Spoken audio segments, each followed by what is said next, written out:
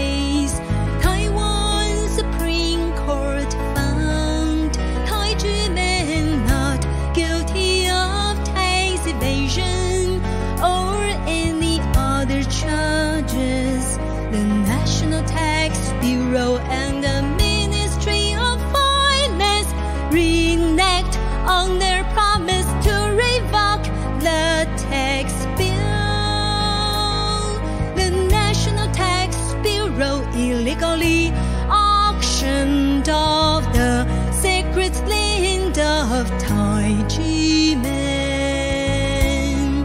The land was illegally taken into state ownership.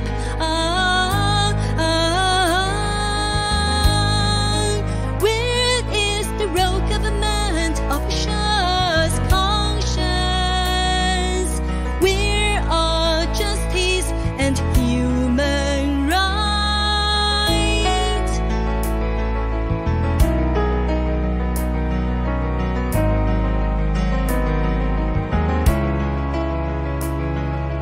What is the truth about the Taiji Men case? Taiwan Supreme Court found Taiji Men not guilty of tax evasion or any other charges. The National Tax Bureau and the Ministry of Finance reneged on their promise to revoke the tax bill. The National Tax Bureau illegally auctioned off the sacred land of Taiji Men. The land was illegally taken into state ownership.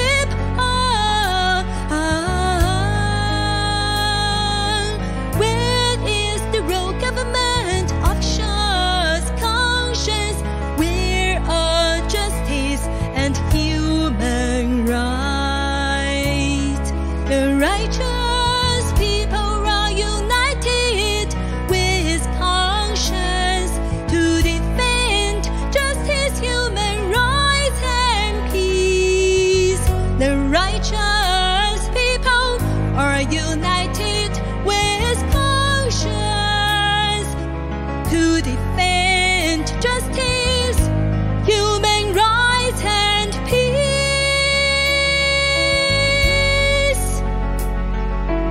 In Taiwan, we at Little Winter saw at work the Taliban of the National Tax Bureau or Taliban of the Administrative Enforcement Agency, 55-year-long persecution of a peaceful spiritual movement in a democratic country such as Taiwan. The Taiji Men case is internationally exemplary and important, and yet we plan to continue our campaign about it. Our voice will not be silenced until the voice of justice will speak and solve the case.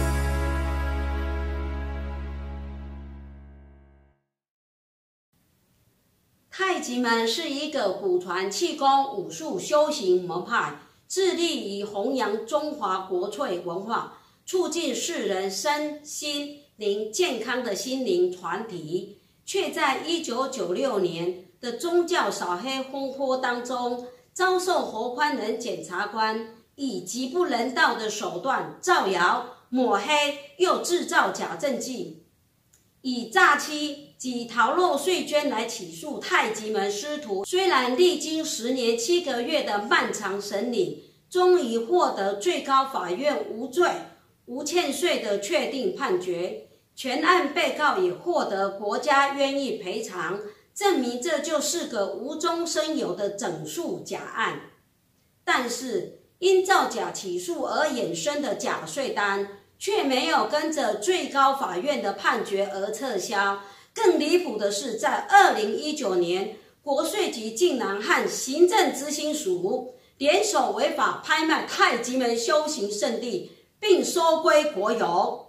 资深媒体人陈敬婷在他的观察者评读 YouTube 频道上特别介绍了寒冬杂志 Bitter Winter， 这是一本国际上关注信仰与思想自由迫害事件的权威杂志。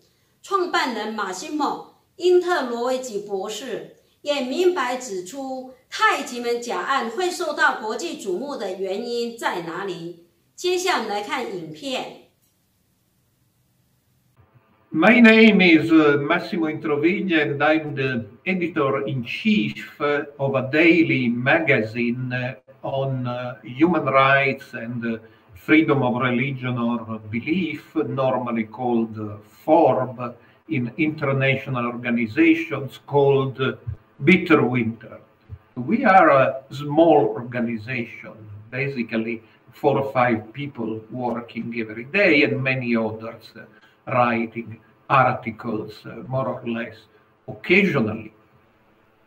For 3 years in a row, 2019, 2020, 2021, Bitter Winter has been the most quoted source in the US Department of State reports on religious freedom. In the last report, we are quoted 85 times, meaning we are more quoted, for example, of the New York Times.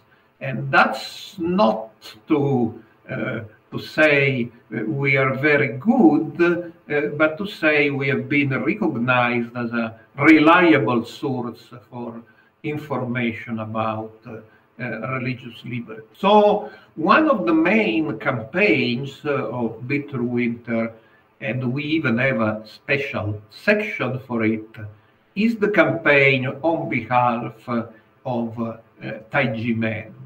Why did we decide to do this? Of course, it's not the only campaign. For instance, we ran a very successful series on the persecution of the Ahmadiyya community and another one on anti-Semitism. So we cover a large number of issues.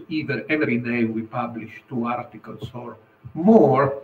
But why among our campaigns did we pick up Taiji men? Because we believe Taiji men is an internationally important case. Because here we have several typical or perhaps even stereotypical ways of discriminating against spiritual or religious groups. We have accusations of fraud and criminal prosecutions. Happily, they failed against the leader of Taiji men, Dr. Hong, and his co-defendants. We have media campaigns of fake news against Dr. Hong and Taiji men. He was even ridiculously accused of raising goblins. And we have something extremely important, and that is the use of taxes as a tool of discrimination and persecution. This is crucial because in a way taxes are clean. There is no blood on the floor, but they may destroy a spiritual movement. And this has been done against Taiji men, and this has been done in other countries against other groups. We often proposed the comparison Jehovah's Witnesses, for instance, in France, although they finally won at the European Court of Human Rights. So this so-called clean persecution is a very effective and in its own way terrible persecution. So the case of Taiji Men is important not only for Taiji Men and not only for Taiwan. It is important for the world because it shows one of the main ways how rogue bureaucrats persecute innocent and even worthy religious or spiritual movements. So for reason we believe we have been successful with our campaign on Taiji Men. Our readers have understood why we so much insist on Taiji Men, and we plan to continue the campaign. As one of our editors say, in this sense, in fighting persecution, we are all Taiji Men. Thank you. 马西莫·因特罗维奇博士，因为在这个案件中可以看到数种对宗教或心灵团体的典型迫害手法。太极门案件不只是对台湾很重要，对全世界也很重要，因为它凸显了流氓官僚迫害有价值的宗教或心灵团体的不法行为。非政府组织索特里亚国际担任副主任的卡蜜利亚·马林，也在一场声援太极门的国际记者会当中提出了他的看法。My name is Camelia Marin, and I am a human rights activist, deputy director of Soteria International. And just to know from where I have my basis and my preference for the human rights, we are working in Soteria International, aiming to re-establish a constructive dialogue between state and social actors, together with spiritual practitioners, in order to decrease the gap of misunderstanding and to stop the abuses of human rights that resulted from it. And my presentation now is just a little piece to continue the press conference you started in Washington, D.C. in the beginning of December. Several scholars already manifested interest in this case, in the Taiji Men case. Why? Because Taiji Men case, we can notice that actually it's a case of human rights abuses.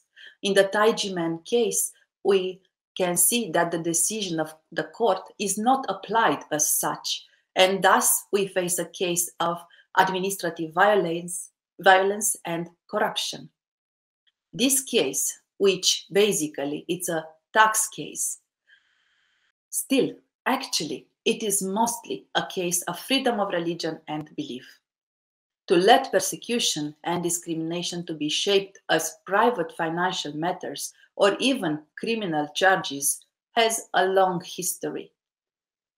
The concern for the Taiji Men case, which can become a precedent case for unfair, biased taxation, shows the need of action and standing for the human rights violations. Taiji Men taxation case is the most convenient and common tool that the government of a democratic society can use to deny the religious freedom of minority groups. This kind of criminal charges, which actually hide certain states' tendency to restrict the rights to the freedom of consciousness, constitute an extremely serious and dangerous fact, and thus, putting together all the parts of such case, we can unveil the flaws and errors in the system.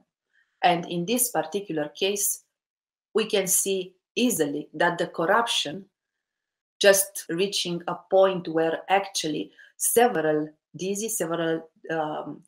people are just facing injustices. Taiji Men faces injustices and biased application of laws and courts' decisions in their case for more than 25 years. Personally, I wonder for how long the Taiwanese government wishes to prolong this situation.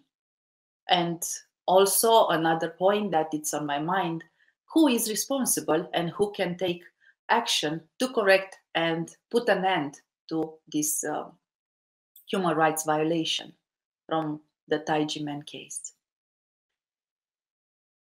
It is obvious that it's not a case of legal issues because the highest courts and authorities of Taiwan had concluded that there was no fraud, no violation of the Tax Collection Act. And also, just because I'm from Europe, we saw several other cases in Europe, for example, where volunteering is misunderstood as human trafficking, making spiritual communities targets of persecution for several years, and court trials and biased decisions and so on. Now, actually, in the Taiji Men case, we see that arbitrary used by National Tax Bureau who claimed that the content of the red envelopes should not be considered as a gift, but as a tuition fee for receiving training in the so-called cram school. And this is happening for only 1 year, for the year 1992. And the rest of the years, they were considered the red envelopes. How this is possible? How democratic is the situation in Taiwan that actually the National Tax Bureau can have such a big influence, even disobeying or not respecting the decision of the court? And I'm sure that actually the biggest issue that Taiji Men is facing is just that the corruption in Taiwan reached such a degree that nobody is truly correcting those which are making mistakes. Why? Because the state several times needs money. And in this way, by making compromising in how the decision of the court is applied, or making several other compromises just to see how the state or how the budget is increased by putting several people to pay lots of money, through this, National Tax Bureau is kind of maintaining a very unhealthy situation there. Accepting compromises just to have some advantages is not correct. It's in this particular case, in Taiji Men case, is very much violating the human rights. We hope very strong for end of this situation, and in this way, actually, Taiji Men to receive what was theirs for always, just because they invested a lot in making all the efforts in order to grow their spiritual community, and they deserve to be free and their human rights to be respected. Thank you very much for your attention. 卡米利亚指出，太极门假案是一个行政暴力和贪渎的案件，它表面上是一个案件，但骨子里则是一个宗教及信仰自由的迫害案件，是一个将迫害以歧视塑造为个人财务问题的行政暴力以贪渎案件。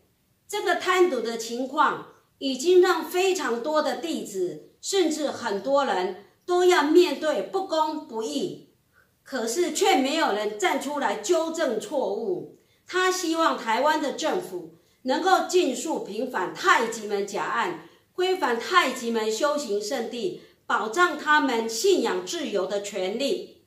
争取个人及组织良心自由学会的主席蒂埃里瓦莱，他也在一场国际记者会中表示，已经提交一份书面的声明书给联合国人权理事会，提醒联合国人权理事会要关注太极门的情况，以及太极门在台湾所遭受的不公平对待。在这个人权理事会上，谴责了政府机关用税收这个武器来迫害太极门。接下来我们来看这一段影片。During these years, we have been able to appreciate the international importance of the UN and what can be achieved with the UN bodies in the defense of human rights. Over the past 4 years at the UN, with the help of the organization present here at this conference today, we have repeatedly denounced the discrimination against minorities around the world. We have brought to the attention of the UN the discrimination of religious minorities in China, such as those suffered by the Uyghurs, a member of Falun Gong, and more particularly the dramatic case of the member of the Church of the Almighty God. Session after session of the Human Rights Council, we organized conferences, made written and oral statements, we held meetings with the state delegation, during which the victims were able to make their voice heard. In June 2021, we brought to attention to the UN Human Rights Council the case of the Taiji men and the injustice they suffer in Taiwan. At this Human Rights Council, we denounced how the tax weapon was used to harm Taiji men. In this statement, we highlighted and denounced the unscrupulous means used by the Taiwanese government in its attempt to destroy the Taiji men movement. The use of tax weapons against spiritual minorities is unfortunately common practices in many countries, including France, which finally, after a struggle to denounce this injustice practice, was condemned by the European Court of Human Rights. In September, at the 88th Human Rights Council session, we renewed our appeal for Taiji men. This time, we highlighted the confiscation of this Taiji men place of worship by the Taiwanese government. This is another form of discrimination, just as serious, because the spiritual community cannot exist without a place of worship. Today, the situation of the Taiji men can no longer be ignored in the world, and the Taiwanese government must allow the Taiji men to enjoy their property, their place of worship, and to make their contribution to world peace without worry. The UN mechanisms allow civil society to participate in the improvement of our society, and it is important to continue to speak out against the unfair treatment of Taiji men by the Taiwanese government. In 2009, Taiwan ratified the International Covenant on Civil and Political Rights, ICCPR, and the International Covenant on Economic, Social and Cultural Rights. The ICCPR guarantees fundamental rights for every citizen, as well as freedom of religion or belief. The signing of the International Covenant is of paramount importance, but there is still a step to be taken to implement and respect the commitments made when the Covenant was ratified. The model proposed by the United Nations is a balance between these institutions, the member state, and civil society. In these three components that ensure that the fundamental purposes established in 1945 by the Charter remain at the heart of the United Nations. Taiwan, like all other states, must find this balance with civil society and grow with it, not against it. It is in fact the struggle of the Taiji men that we support so that justice is done to them, so that their contribution to a better, peaceful, and harmonious Taiwanese society is recognized. Thank you for your attention. 蒂埃里瓦莱强调，台湾在2009年已经签署《公民与政治权利国际公约》和《经济社会文化权利国际公约》等2公约，就应该落实保障每位公民的基本权利，包括宗教信仰自由，这非常的重要。但台湾仍有待努力。人权已经是普世的价值，我们希望政府能够重视太极门假案，在国际间已经引起的连锁效应，应该尽速修正假借公权力迫害人权的行径，严惩违法的官员，以扭转国际间对台湾人权保障的负面印象，真正落实宪法所保障人民的生命权、财产权以及思想与信仰的自由，才能与国际人权保障的观念相接轨。接下来，我们一起来聆听一首歌《世界公民享人权》。